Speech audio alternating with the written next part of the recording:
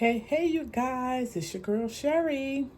Welcome back to another episode on the Grieve, Grow, and Glow channel. Today, I think I'm going to do something a little different, right? We have been talking about my grief journey throughout the last episodes. And today, I really want to talk about the things that I feel I've grown in throughout my grief, right? Sitting back, just looking at the journey over the last couple of weeks, I'm like, I have really grown. I am growing, put it that way, right? And so before we get into the message, as always, like the video, share the video, and I welcome all comments, okay? Anything you guys would love to hear, love for me to talk about, or any comments to the commentary that I'm bringing, just drop it in the comments. All comments are welcome. Positive comments are welcome, okay? So today I am going to touch upon, and I wrote it down because I didn't want to forget, because sometimes I can ramble and then I'm like, oh, I didn't talk about it, right? So I want to touch upon 4 areas that I feel that I am changing for the better, right? So the first area, let's talk about learning how to sit in the grief and not run from it. And over the years, I found that that's what I would do. And I feel like that's why my grief process took as long as it did, because I always made myself busy, right? Doing things so that way when I come home, I'm too tired to even think about grieving, right? You just conk out and fall asleep. But then there's times where God's like, no, I need you to sit in it and to feel it. And that's when your body starts going through the grief, right? You're not feeling well, you're fatigued. Now all the busyness is quiet. And now you have to actually sit in the grief. And it's not always pretty, let me tell you. But over the last 18 years of the griefs that I've been through, because I've been through many, more so the last 6 months, I've been through a lot. And the growth that I'm experiencing is sitting in it and letting myself feel, letting myself cry if I want to cry, right? Letting myself sit down and remember the good times that I had with that person, right? And also I'm noticing that even though I'm feeling what I'm feeling, I am sharing my experience with others, just like this platform.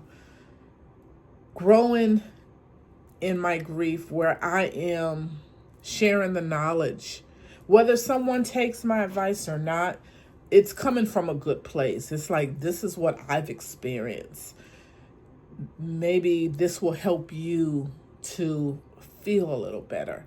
Now, I'm not saying if all the advice that I give is the right advice. It's what works for me. And I just want to share with someone because through my grief, I never had someone that truly understood where I was coming from, right? Because losing a fiance is not the norm. And so I didn't have that person to sit there and share their experience with me to make it a little bit easier, right? I didn't get experiences about other people losing maybe a husband, a mother, or whatever until I went to a group share. But that had been, I had sat in my grief for 14 years. Yes, I had one-on-one grief, but that's not the same as sitting with other people that have experienced loss, that you can understand how they're dealing with it, right? Talking around a table with other folks, for me, was very healing, right? Because I didn't have to feel embarrassed to be vulnerable, to be transparent about my feelings because they all understood, right? I was talking to someone the other day and I was sharing how it's hard.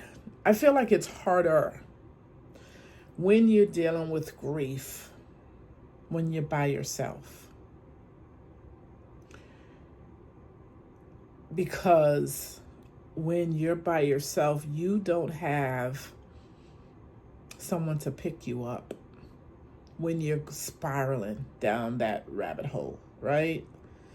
You don't have that anyone to be like, not today. Come on, let's go do something. Let's do this. A distraction, basically, right?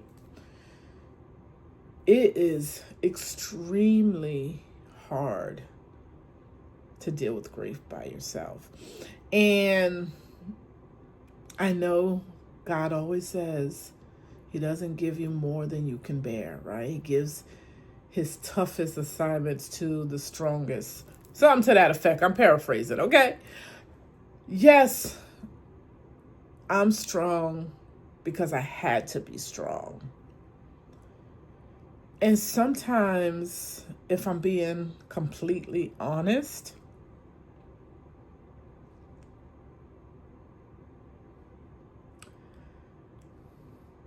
I don't always want to be strong, right? Sometimes I wish I could just crash out to someone, truly be vulnerable. But that's not my story. I've lived on my own for the past 13 years. Honestly, I have been on my own since I was 19 years old. I have done everything on my own. A lot of lessons, a lot of life lessons I have learned. And that's one of the points that I wanted to talk about. That was point 4, but since we're in it, let's just slide on in there. I've never let people in to where I ask for help. I'm always good. I always figure it out. But I'm in a season where I'm starting to ask for help. Now, it was a small thing, right? But it's a step.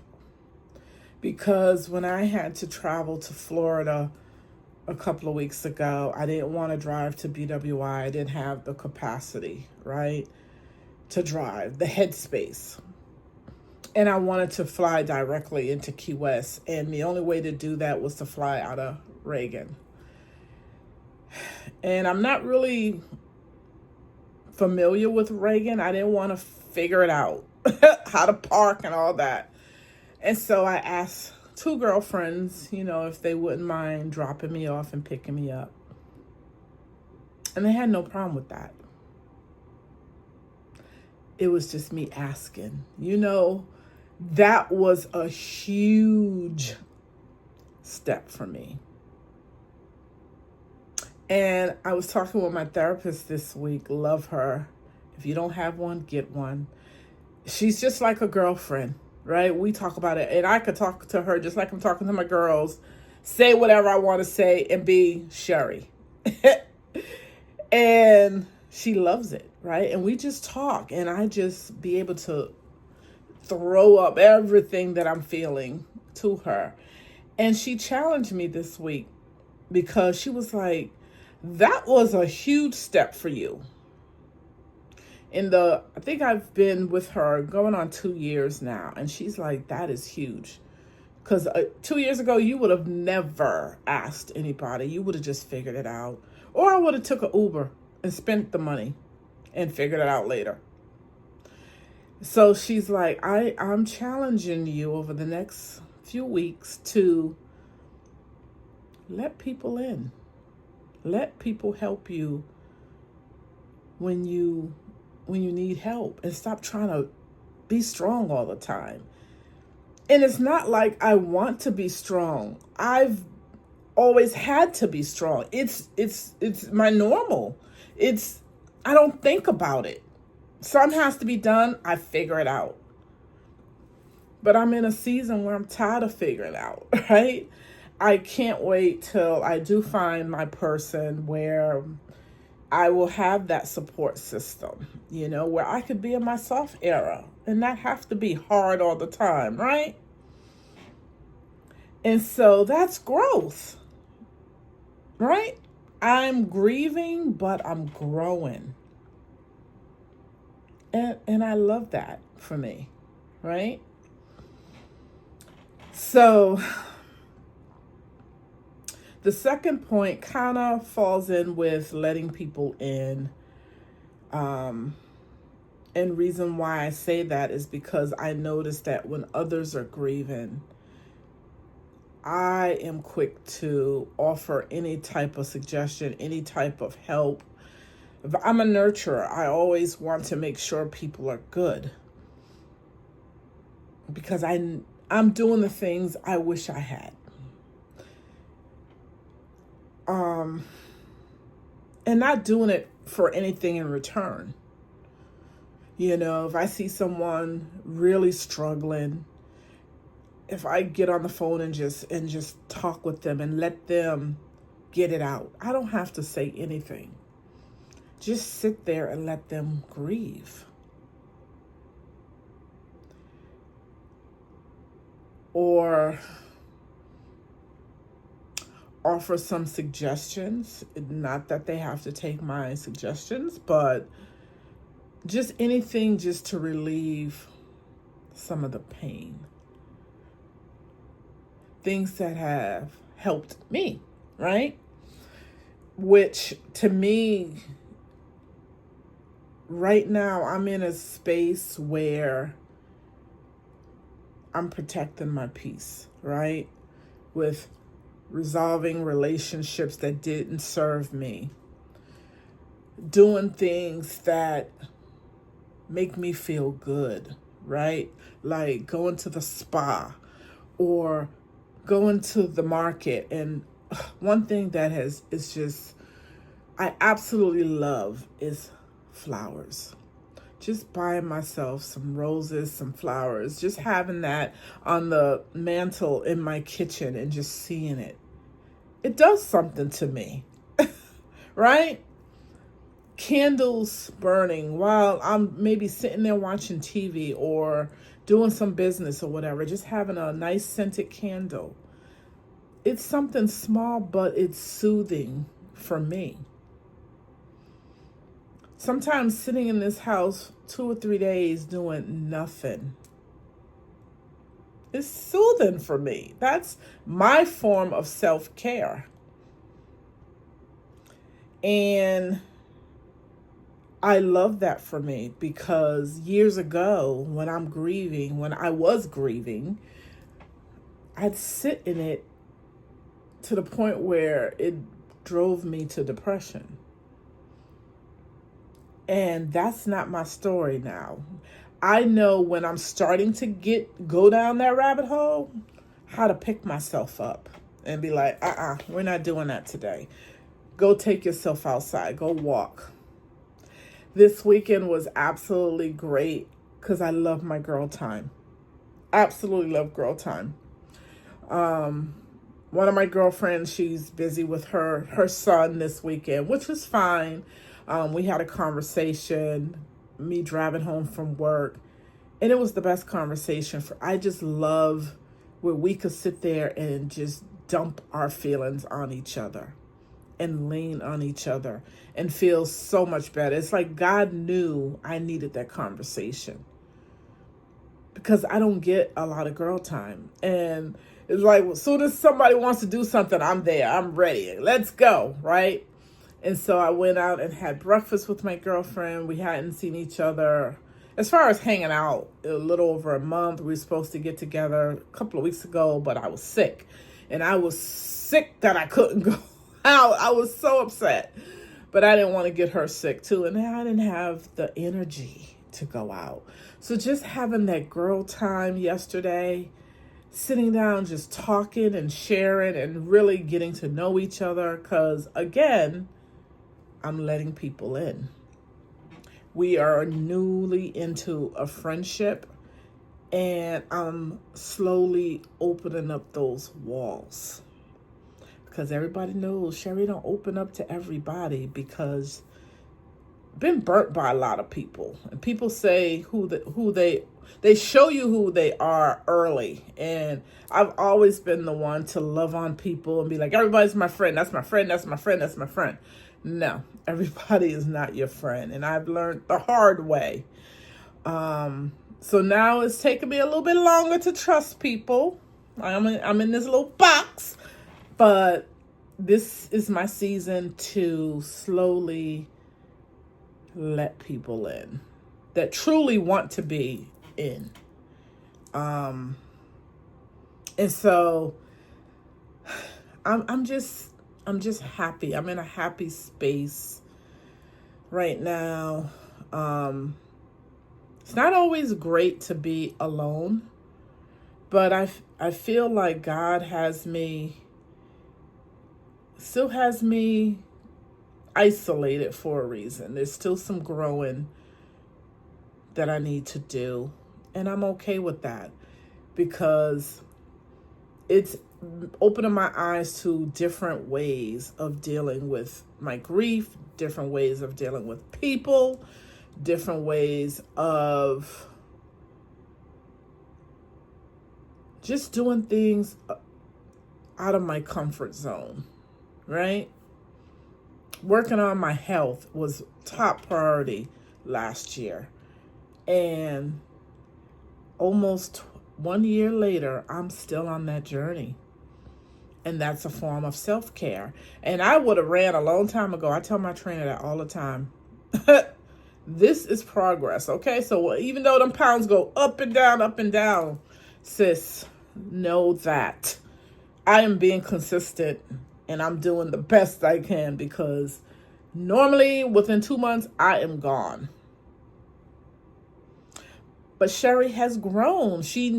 Now I know that everything that I'm doing is for a reason. I want to be here. I mean, life is too short. You're seeing people leave this world so unexpectedly, and I have more to give. I want to be here for another 50, 60, 70 years, and my health is my top priority. So I'm doing whatever I need to do to ensure that I'm here for my sons, my grandkids, and my little great-granddaughter. Okay? Those are the most important people in my life besides my family, but they're top priority. And so with me not taking care of Cherie affects them. So just wanted to come on and just share that.